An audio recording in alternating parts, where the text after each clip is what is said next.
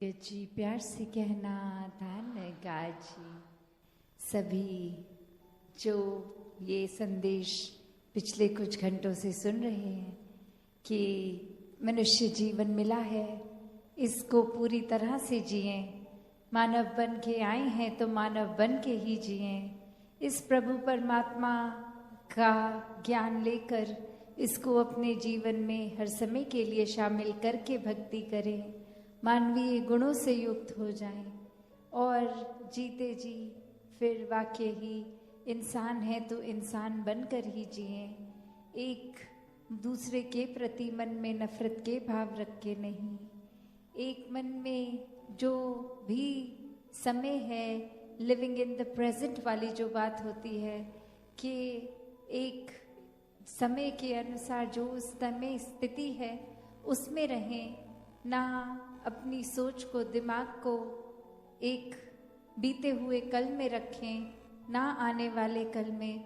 जो एक अभी समय चल रहा है उसका मोल डालें, क्योंकि पता नहीं ये श्वासों ने कब खत्म हो जाना है।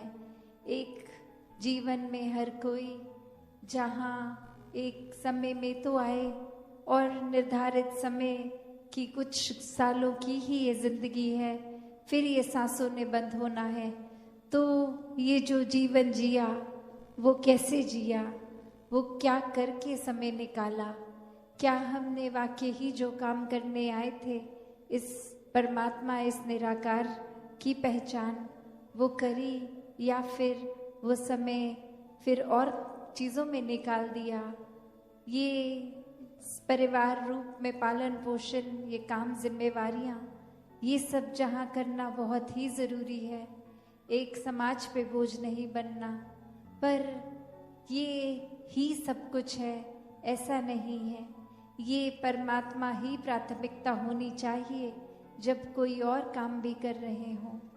तो कैसे एक मनुष्य की आदत है कि एक पास्ट की बात, एक फ्यूचर की बात ये लेकर वो स्ट्रेस लेना, एक बोझ ले लेना। जिस समय में हो वो समय का उस समय सदुपयोग करके कोई चीज़ अगर कर ली तो ही वो लाभदायक है। एक समय निकलने पर वो चीज़ खराब भी हो जाती है। जैसे एक हम उदाहरण ले कोई फल का, कि जिस समय वो ठीक है उसको उसी समय खा लेना तो ही शरीर के लिए फ़ायदा होता है, वरना तो वो सड़ जाता है, खराब हो जाता है, तो फिर उसको खाद में ही डालना पड़ता है, एक फेंक देना पड़ता है। वो शरीर में अब डालने के लिए पौष्टिक नहीं बचता। तो कैसे अपने जीवन में हर कोई ये समय का सदुपयोग करे, एक अपने दिमाग में हर किसी के लिए अच्छी सोच रखे, दिल में हर एक के लिए प्यार रखे। एक कहानी का सहारा लेके दासी ये बात रखना चाहेगी कि कैसे दो व्यक्ति एक बार नदी को पार करने के लिए जा रहे थे और उनको किसी ने कहा कि ये नदी आप जब पार कर लोगे तो किसी को भी आपने एक वो मदद रूप नहीं करना, एक अपना ही चलते जाना है, एक अपने आप का ही पूरा ध्यान रखना है। और वहीं एक व्यक्ति उन दोनों में से ही देखता है कि कोई डूब रहा है और उसको एक मदद करके डूबने से बचा लिया। और वहीं जब वो नदी पार हो गई तो उसका मित्र उसको कहता है कि ये आपने क्या कर दिया, आपको तो मना किया गया था कि अगर अपना ही ध्यान रखना है और किसी का नहीं, वरना तो आप दूसरे का रख रहे थे तो इसमें आपका नुकसान हो जाता, आप पानी के बहाव से खुद ही बह जाते, अपने ऊपर नियंत्रण रखना था। ये दूसरों की मदद में खुद अगर फिसल जाते तो क्या होता। तो वही इंसान समझाते हुए कहता है कि मैंने तो कब का उस इंसान को छोड़ दिया वहीं का वहीं, तुम ही हो जो इतनी देर बाद अब नदी पार हो भी गई है तो भी वो ख्याल लेकर, वो बोझ लेकर अपने साथ चलते ही जा रहे हो। वो तो कब का इंसान जिसको ज़रूरत थी उस समय में कर दी गई उसकी मदद, और मेरे को ख्याल भी नहीं आया उसके बाद। तुम तो इतनी देर और बीत भी चुकी है तो भी वही सोच पकड़ के बैठे हो। तो ऐसे अक्सर हमने कितने और भी उदाहरण देखे हैं कि एक ट्रेन जो चल रही होती है उसमें एक इंसान के पास वो एक सामान रखने की जगह बनी होती है, उसमें सामान को अगर वो रख दे तो समझदारी से एक बहुत ही आराम से अपना सफ़र कर सकता है। और वहीं वो इंसान अगर सोचे कि मैं ट्रेन पे ऑलरेडी इतने लोगों का बोझ है, मैं और ना डालूं, मैं अपने सर पे ही अपना सामान रख लूं, तो वो ट्रेन को तो फर्क नहीं पड़ता, पर उस इंसान के ऊपर कितना वजन और इतनी देर वो डिस्कम्फर्ट, वो बेचैनी से रास्ता काटेगा। तो बात वही, एक ख्यालों को, एक सोच को, एक बेचैनी को अगर हम हर समय पकड़ के बैठेंगे तो सुकून कहाँ से आएगा, वो चैन कहाँ मिलेगा, वो आराम, वो पीस कहाँ होगी। और आध्यात्मिकता की बात जब करते हैं तो ये सुकून कोई थोड़ी देर का सुकून नहीं है, ये सुकून तो हर पल का हो जाता है जब इस परमात्मा से, इस आत्मा का ब्रह्म ज्ञान रूप से ये मिलन हो जाता है। फिर ये परमात्मा हर समय अंग संग ही दिखता है। कोई भी एक सिचुएशन होगी, एक समय कैसा भी चल रहा होगा, वो एक सुकून में जीवन कटता है और ये सुकून फिर कोई छीन नहीं सकता हमसे। ये तो हर हाल में, चाहे गम हो, खुशी हो, ये सुकून बरकरार रहता है। तो ऐसा ही सुकून हर कोई अपने जीवन में जहाँ प्राप्त कर सकता है, एक नेक इंसान बन के अपने जीवन को चला सकता है। बस करना ये है कि जीते जी इस आत्मा का मिलन परमात्मा से कराना, इस परमात्मा को हर समय के लिए अपने जीवन के हर पल में शामिल करना, और फिर ये प्रेमा भक्ति का रूप, ये आनंद, ये विश्वास से भरी भक्ति, ये फिर सिर्फ चेहरों पे मुस्कुरान औरों की भी लाने वाली भक्ति बन जाती है जब खुद ही हम इतने मगन होते हैं इस परमात्मा के अंदर, तो किसी का नुकसान नहीं करते, अपना भी सुधार करते हैं, औरों पे भी ऐसा प्रभाव आता है कि वो भी फिर भक्ति में जीवन लगाने की कोशिश करते हैं। तो जहाँ वो फोकस अपने ऊपर ही, वो एक अपना भक्ति में कैसे और पकड़ की जाए और गहराई से कैसे और प्यार किया जाए परमात्मा से, उस पे ध्यान देंगे तो दूसरों की कमियों पे नज़र नहीं जाएगी। अपने जीवन में क्या है क्या नहीं है उस पे नज़र नहीं जाएगी। वरना इंसान का तो आज ये हाल है कि अगर 100 सुख भी होंगे और एक दुख, तो वो 100 सुख की तरफ इस परमात्मा का तो शुक्राना नहीं, एक शुक्राना भाव नहीं, पर एक चीज़ जो चाहिए और वो नहीं है, उसके लिए ना जाने कितने हजारों एक गिले, एक नाशुक्रा होके शिकायतें इस परमात्मा से। तो कैसे एक एक चीज़ जो इस परमात्मा ने दी है उसको अपने जीवन में अगर वाकई ही रखें, उसका सदुपयोग करें, तो एक एक चीज़, एक सुबह हर जो हम उठ रहे हैं, छोटी से छोटी चाहे वो चीज़ होगी, ये घर परिवार, ये प्यार, ये हवा, ये प्रकृति, ये कोई भी और रूप हो, हर चीज़ हर समय का वो अनगिनत कारण है इस परमात्मा का धन्यवाद करने के लिए। पर ये मन अगर सिर्फ उसी को ढूंढेगा जो नहीं है, तो सब कुछ होते हुए भी लगेगा कि कुछ भी नहीं है। तो कैसे हर समय इस परमात्मा के जो प्यार में रहते हैं वो हर समय शुक्राना भाव रखते हैं, वो शिकायतें नहीं करते, वो तो सिर्फ से ज़्यादा खुद को खुशकिस्मत मानते हैं कि ये परमात्मा ने एक अपनी पहचान करवाई, जीते जी हमारा भी फायदा हो रहा है, चैन से जीवन कट रहा है सुकून से, और ये मुक्ति के भी हकदार जीते जी बन गए। और जिस समय वो समय आएगा जब श्वासों ने तो जाना ही है एक दिन, तो वो समय आने पर फिर वो परलोक सुहेला की बात, वो एक जीवन भी अच्छे से जिया गया और जीवन के बाद भी ये आत्मा परमात्मा का मिलन है। तो हर कोई भक्तिमय जीवन जीता ही चला जाए। सात संगत जी, धन्यवाद जी। सात संगत जी, प्रेम से कहना।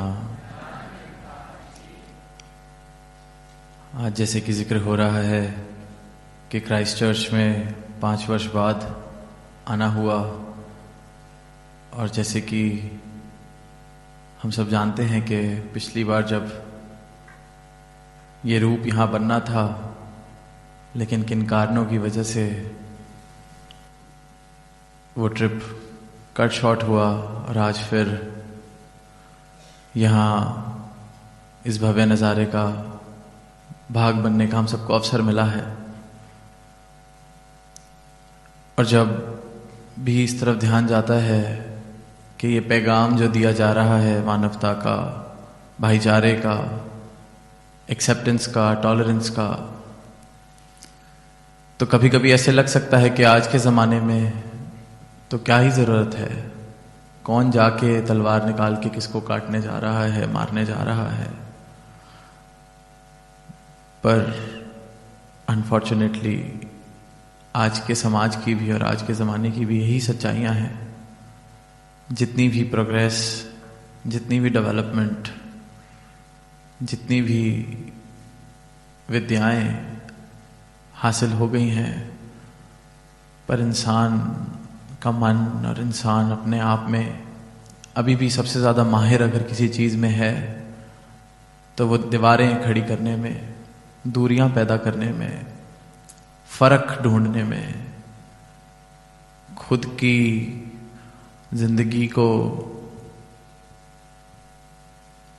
अपनी हस्ती को सजाने के लिए, संवारने के लिए किसी और की लकीर छोटी करने में।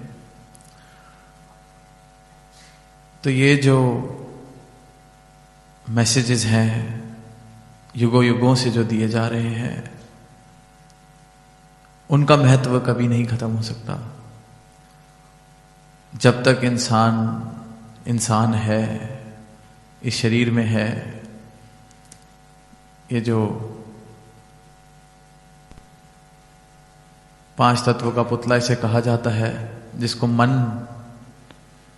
जैसा ये एक साथी साथ मिला है, तब तक ये जितने भी पैगाम हैं, उपदेश हैं, इनकी महत्वता उतनी ही है, बल्कि हर बीतते दिन के साथ बढ़ती ही है। क्योंकि जैसे जैसे जो ये डेवलपमेंट्स हो रही हैं, जितनी भी प्रोग्रेस हम देखते हैं, ये सारे फिर डिस्ट्रक्शन के मीन्स भी बन जाते हैं। तो पहले तो अगर कोई किसी को नुकसान पहुंचाना चाहता था तो वो उसको जाके कुछ अपशब्द बोल दे, मार दे, काट दे, पर अब तो उसको पास जाने की भी जरूरत नहीं है। कुछ भी किसी के लिए जैसे उसके मन के भाव, उसके जीवन में कोई परेशानी खड़ी करनी है, तो हम देखते हैं किस प्रकार से टेक्नोलॉजी का रूप बन जाता है ऐसे इरादों को पूरा करने के लिए। तो बढ़ते समय के साथ इस पैगाम की महत्वता घट नहीं सकती, बढ़ती अवश्य है। और जितना हम अपने जीवन में देखेंगे, अपने मन के अंदर झांकेंगे, आत्ममंथन करेंगे, तो लगता है कि शायद आज जिक्र जैसे किया जा रहा था, किसका मन घबराता है, तो अब तो ये आम सी बात हो गई है कि मन को घबराए बिना शायद नींद ही नहीं आती। थोड़ा सा घबराएंगे नहीं तो लगता है कि शायद आज दिन पूरा नहीं हुआ। We often talk about anxiety, we often talk about so many things. So then again, the message that the Sadhguru gives and has been giving is more relevant than ever, is more needed than ever. And we are all blessed to be a part of this satsang, we are blessed to be a part of this mission, that so many things, so many messages, so many teachings have all come so naturally around us. कितनी ऐसी बातें हैं, कितनी ऐसी सोच में जो दुनिया में बाहर देखते हैं कि ये सोचों से, कैसी कैसी सोचों से हमें बचा लेता है सदगुरु का मिशन, सदगुरु का सत्संग। जब बाहर निकल के देखते हैं तो लगता है अच्छा दुनिया भी ऐसी है, या ऐसा भी होता है दुनिया में। हमें तो ऐसी चीज कभी सुनने को, देखने को मिली ही नहीं। किसी के आगे झुकना इतना मुश्किल हो सकता है, हमें तो पैदा होते ही झुकना सिखाया गया है। तो बहुत सहजता से जब कुछ मिल जाता है तो कभी कभी उसकी कदर हम शायद नहीं डाल पाते हैं। तो इसलिए ये कदर भी हमेशा डल सके और कभी ये सवाल ना उठे कि इस बात की अब आवश्यकता क्या है। जितना ज्यादा जीते हैं, जितना दुनिया में चलते हैं, इसकी आवश्यकता लगता है कि ये तो जहां जहां तक और जितनी जितनी बार पहुंचा दिया जाए उतना भी कम है।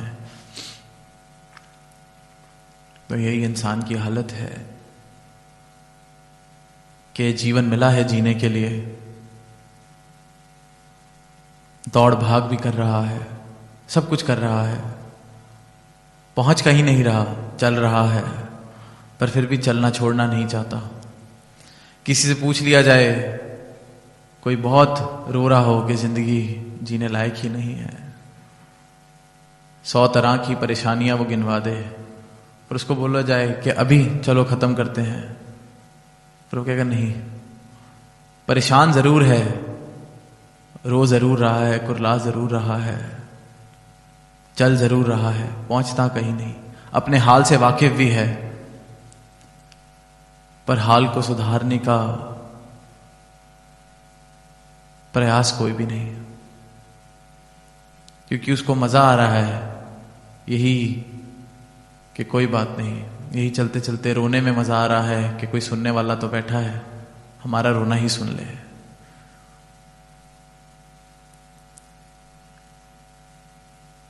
ये जीवन में जिन जिन चीजों की चाहतें लेकर इंसान दौड़ रहा है, भाग रहा है, उसमें से कुछ भी हासिल हो जाता है, कुछ भी प्राप्त हो जाता है, और हर एक प्राप्ति के साथ वो अनुभव ये करता है कि थोड़े दिन तो मन शांत हुआ,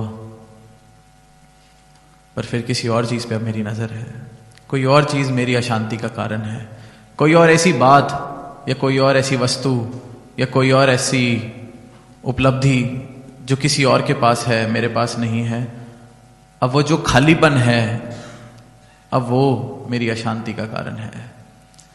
जो कल तक नहीं था वो मैंने अब प्राप्त करा, 2-4 दिन तो वो भरे हुए ने मेरा दिल संभाले रखा, मन लगाए रखा, पर मन का काम हमेशा ये रहा है, खाली जगह देखता है, क्या नहीं है वो देखता है, जो है वो तो है, क्या बड़ी बात है, कल तक नहीं था तब तक बड़ी बात जरूर थी, कल तक इस देश में आके बसना था तो टिकट के पैसे नहीं थे, टिकट मिल गई तो बहुत बड़ा था, वाह। यहां आए, काम नहीं कर पा रहे थे, काम कर पाए तो बहुत बड़ा था, अब काम मिल गया तो पीआर मिल गई, फिर अगली चीज। तो ये जो सिलसिला है, ये मन का सिलसिला, ये कभी पूरा नहीं हो सकता। आज स्पीच में कबीरदास जी की उन पंक्तियों का जिक्र किया गया, माया मरी ना मन मरा, मर गए शरीर, आशा तृष्णा ना मरी, कह गए दास कबीर। तो जो मन है उसको बेपेंदी का लोटा बताया गया है, वो लोटा जिसके नीचे कुछ होता ही नहीं, साइड्स हैं पर नीचे उसके कोई बेस नहीं है, बेपेंदी का लोटा। डालते जाओ उसको कुएं में, भरो पूरा, बाहर निकलेगा खाली हो जाएगा, हाथ पल्ले कुछ नहीं आना, जितना मर्जी भर लो, हाथ पल्ले कुछ नहीं आना। फिर आज विवेक का भी जिक्र जो सुना हमने, अब विवेक यही है कि जो बेपेंदी का लोटा है, अगर जीवन सिर्फ उसको भरने में लगा दिया तो ना हाथ पल्ले कुछ आना है, ना लोटे ने भरना है, सिर्फ और सिर्फ परेशानियां, सिर्फ और सिर्फ परेशानियां, सिर्फ और सिर्फ भाग दौड़, सुकून और ये सारी बातें ही बातों में भी परेशानी देनी शुरू कर देंगी कि ऐसी बात कर कैसे सकते हो, जीवन में खुशी तो महसूस नहीं हो रही और तुम सुकून की बात करते हो। पर ये इंसान का ऐसा ही हाल है, ऐसी ही सच्चाई है। सच इसलिए हजम नहीं होता क्योंकि सच जब हजम होने लगे या दिखने लगे तो जैसा जीवन अभी जिया जा रहा है उसको देख के ऐसे लगना लगता है कि ये किया क्या, इतने साल इतनी जिंदगी ऐसी ही बर्बाद कर दी। पर फिर जो अपनी इस मैं को, अपने अहंकार को तज के सच को जीवन में समा लेता है, सदगुरु की भक्ति जीवन में जिसके आ जाती है, फिर लगता है, तभी कितनी बार संतों से बात सुनने को मिलता है कि जीवन एक तो तब जब शरीर का जन्म हुआ था और एक जन्म तब मिला जब ये ब्रह्म ज्ञान जीवन में आया, क्योंकि जिंदगी तो तभी शुरू हुई, जीना तो तभी समझ आया। तो ये कोई कही सुनी या लिखी हुई बातें नहीं, सबने अपनी आप बीती इस प्रकार से बताई है और सबकी आप बीती मेल भी खाती है।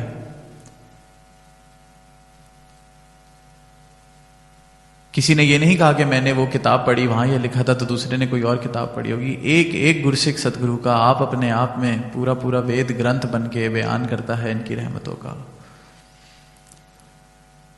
और सबके किस्से मेल खाते हैं, सबकी बातें मेल खाती हैं, क्योंकि ये सच एक जैसा ही सबके पल्ले आया है। ये कृपा सतगुरु करते हैं। पर बस ये जो एहसास है इस सत्य का, ये जीवन के पल पल में बना रहे। किस प्रकार से कई बार मन के इस अहंकार के चक्कर में हम किस प्रकार फंस जाते हैं, रिश्ते अपने गवा बैठते हैं, सुकून अपने जीवन का खुद खराब कर बैठते हैं। हजूर ने भी पिछले दिनों ही कहा कि जलता हुआ कोयला किसी पे फेंकना है तो उठाना तो पहले खुद ही पड़ेगा, और फिर ये भी गारंटी नहीं सामने वाले को मार पाओगे कि नहीं, पर उठाना तो खुद ही पड़ेगा। पर फिर भी मैं कोयला उठाता हूं, अपना हाथ जलाता हूं, किसी और को नुकसान पहुंचाने का प्रयास करता हूं। जब हाथ मेरा ठीक हो जाता है फिर दोबारा मैं कोयला उठाने चले जाता हूं। इस नादानी से खुद को मुझे रोकना पड़ेगा, क्योंकि जिस बात का ये अहंकार, छोटी सी कोई बात हो जाती है इस अहंकार को ठेस पहुंचती है। एक बार तसल्ली से इस परमात्मा को हाजिर नाजिर देख तो लूं कि अहंकार करने लायक है क्या मेरे पास, क्या है ऐसा जिसके लिए कह सकूं कि ये तो सिर्फ मेरे पास ही है। एक चीज कोई बता दे, अहंकार करना तो बनता है इस बात का, कुछ भी नहीं। ये जो चाहत है कुछ खास बनने की, ये जो चाहत है to be counted as extraordinary, ये चाहत ही बयान करती है कि हम कितने आम हैं, क्योंकि हर किसी के अंदर ही ये चाहत है। और ये अहंकार है जो चाह रहा है कि कोई इस तरह से जीवन में चीजें हों, और हो भी जाती हैं फिर कहां तसल्ली है। या तो ये हो कि ये एक उपलब्धि, एक ही उपलब्धि है, बस ये पा लूंगा तो उसके बाद पक्की बात है, दूसरी कोई चीज ही नहीं। हम सब ने, चाहे किसी ने 60 साल का जीवन जी लिया है, 80 का, किसी ने 25 का, जितनी भी उम्र जिसकी भी है, दास को लगता है सब कहीं ना कहीं अनुभव कर चुके हैं कि कल तक जिस चीज की चाहत की वजह से बिना अलार्म बजे ही उठ जाते थे, इतनी मोटिवेशन, इतना कुछ, आज वो जब साथ है तो उसकी कौड़ी भर की भी कीमत नहीं है जीवन में। उसको देख देख के बार बार जीवन में रंग वैसे नहीं लगते जैसे जब तक वो नहीं था। अहंकार के लिए, क्योंकि कुछ ना कुछ चाहिए। एक कहानी भी दास ने पढ़ी कि इंसान का अहंकार किस प्रकार से, कई बार कहते हैं कि एक बहुत ही कमाल का मूर्तिकार, बहुत ही प्रसिद्ध जब वो मूर्तियां बनाए तो ऐसे लगता था कि कोई फर्क ही नहीं कर सकता अगर किसी इंसान की वो मूर्ति बना दे, कि इंसान पास में खड़ा कर दिया जाए और उस मूर्ति को खड़ा कर दिया जाए। कोई नहीं बता सकता कि इंसान कौन सा है, मूर्ति कौन सी है। तो अब कहानी में इस तरह से कहा गया कि उस इंसान का इस धरती पर समा पूरा हुआ, तब उसको भेजा गया कि इसको उठा के लेके आया जाए। अब वो इंसान समझौता करने लगता है कि आज नहीं, एक दिन का टाइम और दे दो। तो वो कहता है कि एक बहुत ज़रूरी मूर्ति किसी की मैं बना रहा हूँ, प्लीज़ एक दिन का टाइम दो। चलो, तरस खा के दिया जाता है। अब वो एक दिन में जो इंसान यूज़ करता है, वो अपनी मूर्तियाँ 7-8 मूर्तियाँ बना लेता है कि कल जब मुझे लेने आया जाएगा, सारी मूर्तियों को खड़ा करके मैं भी खड़ा हो जाऊँगा, पहचान ही नहीं पाएंगे, इतनी तो मेरी कला है। और होता भी यही है। अब आए हैं और देखते हैं कि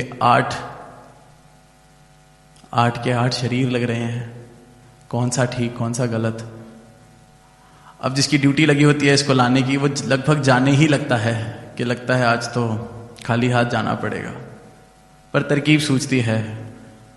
वो कहता है कोशिश तो बहुत अच्छी की, पर एक कमी तुमने छोड़ दी, मुझे पता चल गया है मूर्ति कौन सी है और असली कौन सा है। अब सामने से जो छुप के बैठा है, जिसका काम बनने वाला है, बोल पड़ता है कि ऐसा हो ही नहीं सकता, गलती मैं कर ही नहीं सकता। और वहीं अब कहानी जिस भी भाव से लिखी गई हो, कोई उसमें शिक्षा है कि नहीं, बात यह है कि यही हमारा हाल है। इंसान के अहंकार को अगर मात्र थोड़ी सी भी कोई चोट पहुंचा पाए, उस इंसान से कुछ भी करा लेता है। किसी के गुस्से के बारे में पता हो, बस अहंकार को ही तो थोड़ी सी ठेस पहुंचानी है, उबल पड़ेगा, टूट पड़ेगा। और फिर वही बात जो कि ये जबर भी देखा तारीख की नजरों ने, कि लम्हों ने खता की सतियों ने सजा पाई। लम्हों की खताओं को उम्रें निकल जाती हैं वो सजाएं काटने में, पर पूरी नहीं हो पाती। फिर सदगुरु बताते हैं, जब इस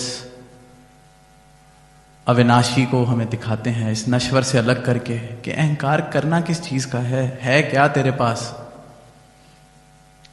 यह है तू जिस जोत दा अंश है बंदे, उस जोत ਨੂੰ जानते सही। तो फिर वहां से फिर ये जो आनंद के नजारे, आनंद का अनुभव, सुकून का अनुभव, उसकी शुरुआत ही वहां से है जब ये बात मुझे समझ आए। नो वन, इस एक को मैं जानूं पहले, कि जिस नश्वर के साथ मैंने प्रीत लगा रखी है, इसको हासिल भी कर लिया तो क्या हुआ? कितनी बार इसको मैं हासिल करता हूं, हो क्या जाता है, क्या फर्क पड़ता है? वो पंक्तियां जो हैं कि ये हस्ती अपनी हबाब की सी है, ये नुमाइश शराब की सी है, कि जो हमारी हस्ती है ये एक बुलबुले जैसी, हबाब जैसी। कितना सजा लेंगे, कितना सवार लेंगे, रहना इसने ये हबाब ही है, बुलबुला ही है। और ये जितनी नुमाइश है, सामने जो कुछ दिख रहा है शराब है, मिराज। जैसे बारिश पड़ जाती है और रोड पे देखते हैं, दूर से ही लगता है पानी इकट्ठा हुआ है, वहां पहुंचते हैं कुछ भी नहीं होता। इसी तरह भाग रहे हैं, दौड़ रहे हैं किसी चीज को हासिल करने के लिए, पहुंच जाते हैं कुछ भी नहीं, मिल गया कुछ भी नहीं, फिर दूर दोबारा दिख पड़ता है कि वहां फिर इकट्ठा हुआ है वो पानी, वहां पहुंचते हैं फिर कुछ भी नहीं। यही हाल है किसी भी चीज का। जीवन में अगर विश्लेषण कर लें कि जिसके पीछे दौड़ लगाई थी, मिलने के बाद मेरे जीवन में तो कोई भी फर्क नहीं आया। मेरी परिस्थिति में थोड़ा सा फर्क शायद आ गया हो, पर मेरी अवस्था में तो कोई फर्क नहीं आया।